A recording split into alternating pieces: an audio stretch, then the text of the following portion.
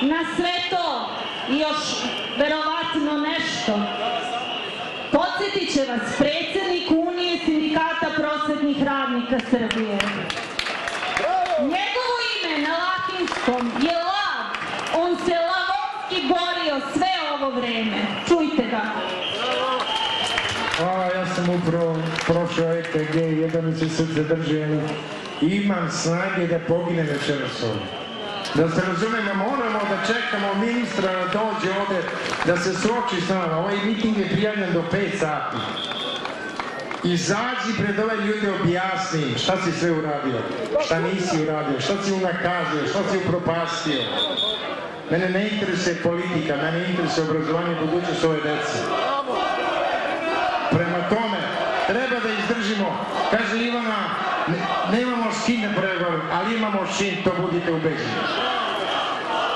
I deca su digla svoj glas i roditelji u urušavanju ovog sistema, njega ne interesuje ništa.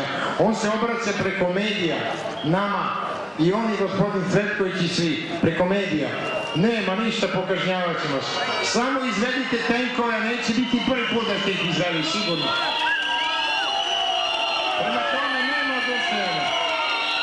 Ja ću prvi, bio sam i privođen, ništa to ne znači ako imate svoju ideju. Dok dišem, ja se nadam i borim se i toga nema dalje. Nema odustajanja. Znate da je ovo objavio rat prosveti, nama, deci, roditeljima, svima objavio rat. U ratu ima žrtava, znači platili smo novčane kazne. Vratit ćete ono, verujte, sa kamatom to. Ali treba da pogleda oči onda te ljudi da kaže ja sam terao silu, a vi ste bili kulturni. Ako nećete doživjeti nikad, da to mora da ga primoramo. Izađi i objasni ovim ljudima kako je to sve lepo što ti radiš. Eto, to je jedini problem. I hvala vam mnogo.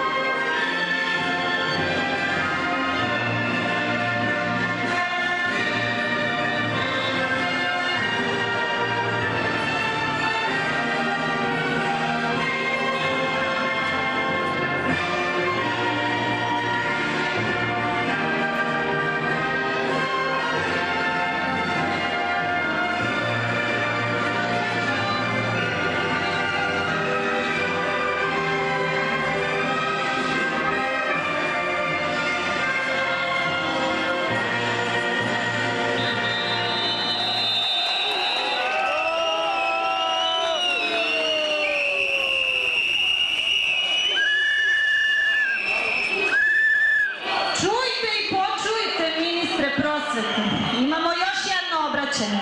Svetlana Milutinović, član Republičkog odbora Sindikata radnika u prosveti Srbije. Poštovane koleginice i kolege, drago mi je da vas vidim u ovolikom broju. Ja sam učiteljica đaka trećaka, radim u osnovnoj školi u Zemunu i želim našem dragom ministru da nabroji sve ono čime je on zadovoljan, a mi nezadovoljni. Nisam uspela to da naučim napamet, s obzirom da toga ima toliko, pa mi nećete zameriti što ću neke stvari pročitati. Došli smo, dragi naš ministre, pogledajte nas. Mi smo oni koje je pobedila država, kako zadovoljno rekoste, pre nekog vremena. Koga je to država pobedila? Svoje profesore!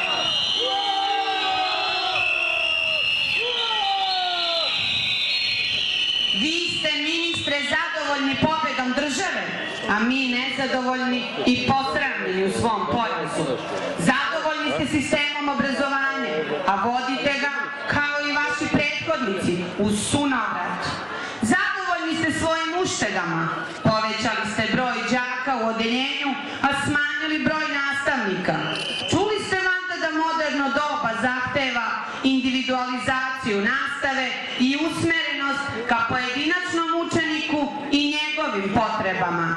Zadovoljni ste što uvodite inkluziju, tako što prepisujete bez razumevanja kao neki loš učenik tuđe zakone, tako da budu nesprovodivi.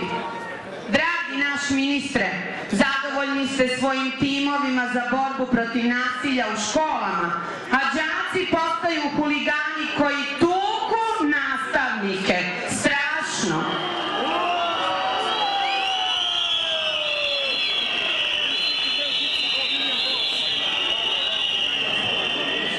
Zadovoljni ste i 41. mestom na PISA testu. Zadovoljni ste i uspešnim pripremama za testiranje, a mi smo jedina zemlja koja se za to testiranje priprema. Pošteni to ne bi radili, a pametni bi prećutali. Zadovoljni ste pregovorima koje ste vodili sa našim sindikatima. Milo vam je što ste nas oterali u ćošak nelegalnim oduzimanjem dela zarade.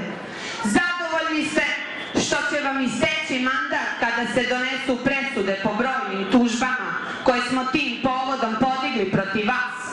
Dok sudovi odluče, vi ćete već biti deo neke druge kombinacije u nekom drugom koalicijalnom dogovoru.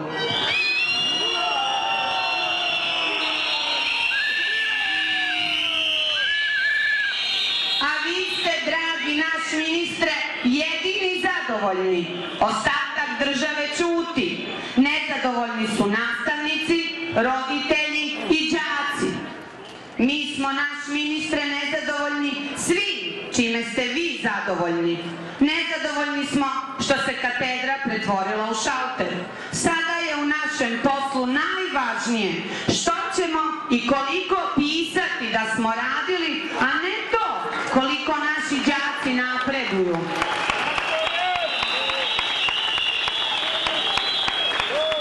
Da bismo imali dobre rezultate na PISA testu, naš posao mora biti kreativan, a ne birokratski. Ima još mnogo toga čime smo nezadovoljni, a to je što sprovodimo školske programe koji su preobilni, opterećeni mnoštvom nepotrebnih činjenica i neprilagođeni uzrastu učenika. Ne želimo da i dalje budemo saučesnici u zlodelu protiv dece, koju ne opremamo za 21. vek i život u modernoj civilizaciji. Ne želimo da svoj posao radimo privatno, niti da roditelji strepe nad školskim obavezama koje prosječan učenik ne može da ispuni bez pomoći van škole. Nezadovoljni smo i vrednovanjem nastavničkog rada. Nezadovoljni smo degradacijom nastavničkog poziva. Nezadovoljni smo pobedom države nad zdravim razumom i sopstvenom budućnošću. Nezadovoljni smo poniženjem od sopstvenog ministra. Mali je korak od našeg nezadovoljstva do besa. To, ministre, mora da vam bude jasno. Juče ste pobedili sindikate, danas imate zatvorene škole i nastavnike na ulici. Nastavite li da pobeđujete, sutra ćete imati roditelje i đake, a preko sutra ko zna. Zato zahtevamo. Vratite nam prvo što nam dugujete bez uslova. Mislimo i na dugove od ranijih godina i od 21. marta ove godine. Dajte nam što smo zaslužili, onako kako stoji u poslednjem zahtevu. Potražite to u fondovima za nasilnike koji prebijaju po drugim državama. Potražite to u koferu, u partijskoj kasi, u crnom fondu za naredne izbore ili možda u Kolubari, naravno, ili u nekim drugim javnim preduzećima.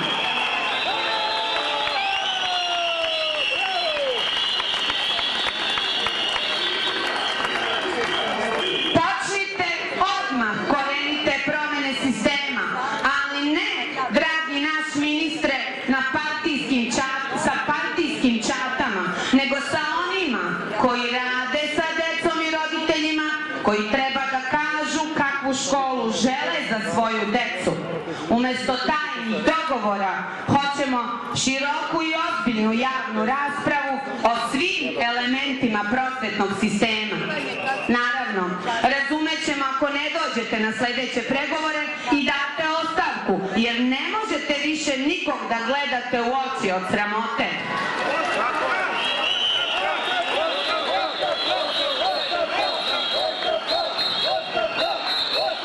I još jedna rečenica samo. Ukoliko ipak odlučite da nas pozovete na dogovor, rado ćemo prihvatiti prethodno javno izvinjenje ako se setite zbog čega. Hvala vam puno.